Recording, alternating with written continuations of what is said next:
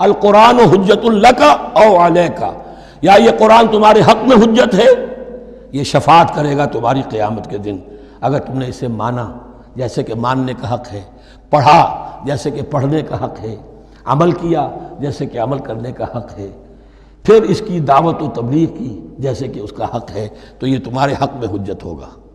اور اگر تم نے اس کے حقوق ادا نہ کیے، یہ تمہارے خلاف مدعی بن کر کھڑا ہو جائے گا۔ القرآن حجت لک او علیک، یہ تم پر آئے گا وبال۔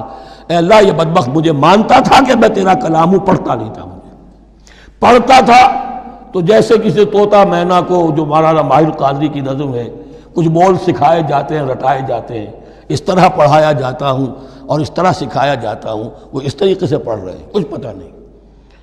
1-2 روپے کا اخبار لائیں گے تو سمجھ کر پڑھیں گے، اللہ کی کتاب کو سمجھ کے پڑھنے کی ضرورت نہیں۔ پڑھا تو عمل نہیں کیا بدبخت نے۔ ما آمن بالقرآن من استحل محارمہ،